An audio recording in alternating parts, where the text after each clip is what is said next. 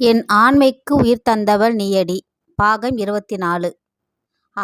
ஆதவனின் கையில் இருந்த அந்த பழைய ஆவணத்தை பார்த்தபடி அனைவரும் அமைதியாக நின்றனர். ஆதவன் அதிர்ச்சியுடன் அந்த பதிவை மீண்டும் பார்த்தான். இதுல என் பெயருக்கு கீழே நிலாவோட பெயர் ஏன் இருக்கு? ரவில் பதில் சொல்லாமல் தலை குனிந்தார். நிலா மெதுவாக அந்த ஆவணத்தை வாங்கி பார்த்தாள். அதில் 2 குழந்தைகளின் பிறப்பு நேரம் குறிப்பிடப்பட்டிருந்தது.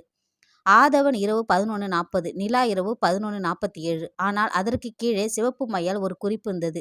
2 பதிவுகளும் ஒரே நபரால் மாற்றப்பட்டவை. நிலா அதிர்ச்சியுடன் அருண்குமாரை பார்த்தாள். மாமா, இது யார் செய்தது? அருண்குமார் அமைதியாக இருந்தார். ஆதவன் கோபமாக கேட்டான். இத்தனை வருஷம் என்கிட்ட உண்மையை மறைச்சது ஏன்?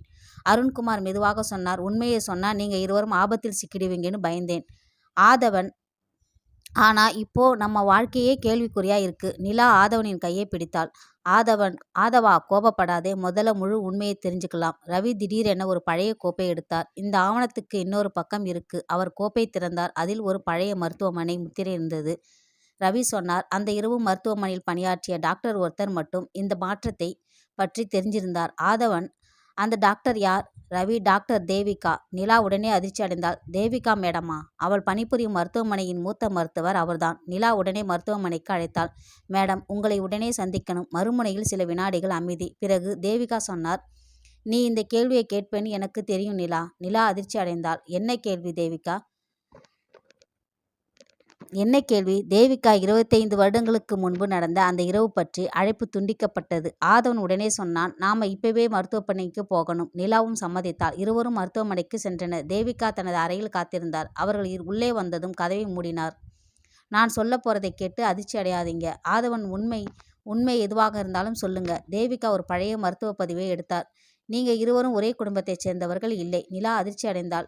ஆதவன் அமைதியாக இருந்தான். தேவிகா தொடர்ந்து சொன்னார், ஆனா உங்க பிறப்பு நடந்த இரவு உங்க இருவரோட வாழ்க்கையும் ஒரே முடிவால் இணைக்கப்பட்டது.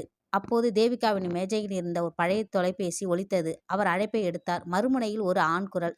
தேவிகா, இன்னும் அந்த ரகசியத்தை காப்பாத்திக்கிட்டு இருக்கீங்களா? தேவிகாவின் முகம் மாறியது.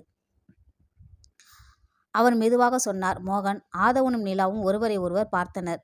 அழைப்பு துண்டிக்கப்பட்டது. சில நொடிகளில் தேவிகாவின் மேஜையின் கீழே ஒரு கவர் கிடப்பதை நிலா கவனித்தாள். அதை எடுத்து திறந்தாள். அதற்குள் 25 வருடங்களுக்கு முன்பு எடுக்கப்பட்ட 2 குழந்தைகளின் புகைப்படம். புகைப்படத்தின் பின்புறத்தில் ஒரே ஒரு வரி, உண்மை தெரிந்த நாளில் திருமணமும் நின்றுவிடும். ஆதவன் அந்த வரியை பார்த்ததும் உறைந்து நின்றான்.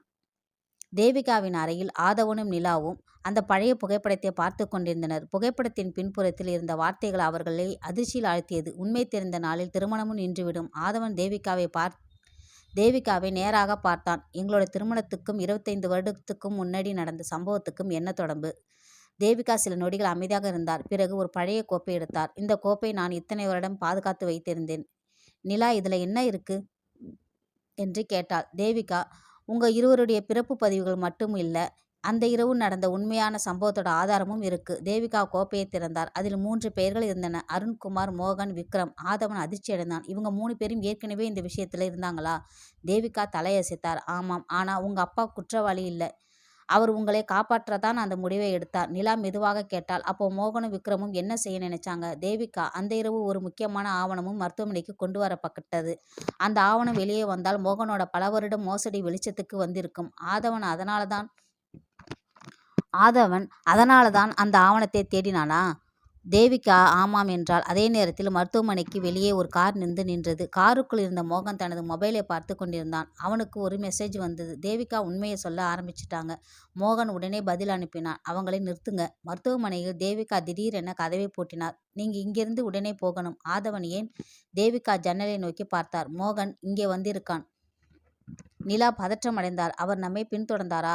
தேவிகா, அது மட்டும் இல்ல, அவர் இந்த மருத்துவமனையில் இன்னும் ஒருத்தரை தன்னோட பக்கம் வைத்திருக்கிறார்.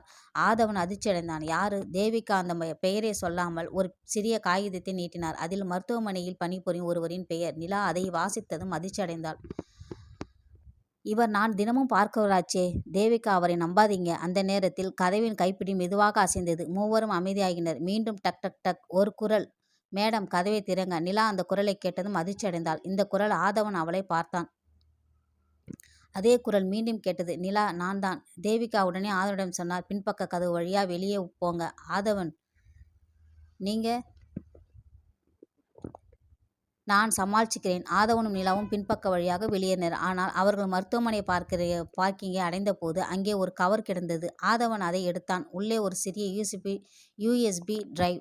அதன் மேல் எழுதப்பட்டிருந்தது 25 வருடங்களின் முழு உண்மை. நிலா அதை பார்த்து மெதுவாக சொன்னால், இது நம்ம வாழ்க்கையை மாற்றப் போகுது ஆதவன் அதை வீட்டுக்கு போய் பார்த்துதான் ஆகணும். அவர்கள் காரில் ஏறினர். தொலைவில் மோகன் அவர்களை கவனித்துக் கொண்டிருந்தான். அவன் மொபைலில் ஒருவருக்கு அழைத்து சொன்னான். அவங்க யூஎஸ்பியை எடுத்துட்டாங்க. சில வினாடிகள் அமைதி. பிறகு மோகன் சிரித்தான். அதை அவங்க திறக்கட்டும். அதுக்குள்ள இருக்கிற உண்மைதான் அவங்களுக்குள்ள மிகப்பெரிய பிரச்சனையை உருவாக்கும்.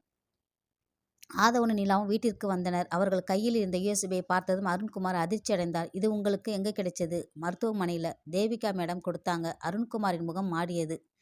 அதை இப்போ திறக்காதீங்க.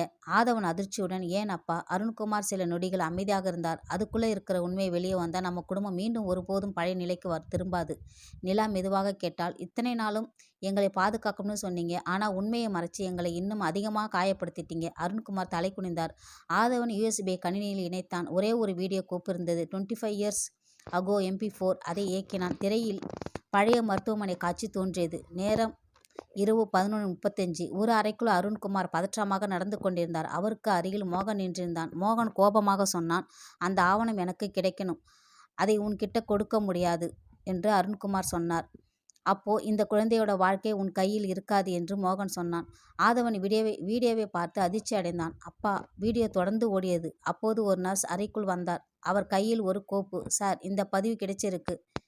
மோகன் அந்த கோப்பை பிடிக்க முயன்றான். ஆனால் அருண்குமார் அதை எடுத்துக்கொண்டார். இது உன்னிடம் போகக்கூடாது. மோகன் கோபமாக வெளியேறினான். அதற்கு பிறகு வீடியோவில் மின்சாரம் அணைந்தது. திரை இருட்டானது. சில வினாடிகளுக்கு பிறகு மீண்டும் காட்சி வந்தது. ஒரு குழந்தையை யாரோ தூக்கி கொண்டு மருத்துவமனை வழியாக ஓடினார். அந்த நபரின் முகம் தெளிவாக தெரியவில்லை. ஆனால் அவரது கையில் இருந்த மோதிரம் தெளிவாக தெரிந்தது. ஆதவன் உடனே சொன்னான், இதே மோதிரம் தான் மோகன் கிட்ட இருந்தது. நிலா, அப்போ மோகன் தான் குழந்தையை. வீடியோ அங்கேயே நிறுத்தப்பட்டது. அப்போது கணினியில் ஒரு புதிய கோப்பு தானாக தெரிந்தது. ஆடியோ 2. அதில் ஒரு பெண்ணின் குரல். இந்த குழந்தையை பாதுகாப்பாக வைத்திருக்கணும். நிலா அந்த குரலை கேட்டதும் உறைந்தாள். இந்த குரல் ஆதவன். யாரோட குரல்?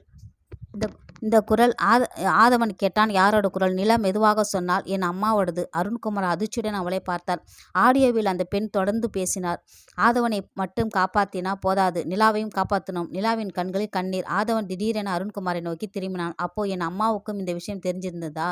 அருண்குமார் பதில் சொல்ல முடியாமல் நின்றார். அப்போது வீட்டின் வாசலில் ஒரு கார் நின்ற சத்தம் கேட்டது. அனைவரும் திரும்பி பார்த்தனர். வாசல் திறந்தது. உள்ளே வந்தவர் தேவிகா. அவள் முகத்தில் பதற்றம். நீங்க அந்த யூஎஸ்பியை திறந்துட்டீங்களா? ஆமாம். தேவிகா ஆழமாக மூச்சை விட்டார். அப்படின்னா இன்னொரு விஷயத்தையும் தெரிஞ்சுக்கணும். என்ன? தேவிகா மெதுவாக சொன்னார். அந்த இரவு பிறந்த 2 குழந்தைகளில் சில நொடிகள் அமைதி. ஒரு குழந்தை ஆதவன், இன்னொரு குழந்தை தேவிகா. நிலாவை பார்த்தார். நிலா இல்லை. அறை முழுவதும் அமைதியானது. நிலா அதிர்ச்சியில் நின்றாள். ஆதவன், என்ன சொல்றீங்க என்று கேட்டான். 25 வருடங்களுக்கு முன்பு மருத்துவமனை பதிவில் நடந்த மிகப்பெரிய மாற்றம் இதுதான். அந்த நேரத்தில் வெளியில் இருந்து ஒரு தொலைபேசி அழைப்பு. தேவிகா தனது மொபைலை எடுத்தார். மறுமுனையில் மோகனின் குரல். இப்போ உண்மை தெரிய ஆரம்பிச்சிடுச்சா தேவிகா? தேவிகா அமைதியாக இருந்தார். மோகன் சிரித்தான். அடுத்த உண்மையை நான் நேர்ல வந்து சொல்றேன். அழைப்பு துண்டிக்கப்பட்டது. நிலா கண்ணீருடன் ஆதவனை பார்த்தாள். அப்படின்னா நான் யார்? ஆதவனிடம் பதில் இல்லை. நாளைக்கு என்ன நடக்கலாம்னு அடுத்த எபிசோட்ல பார்க்கலாம்.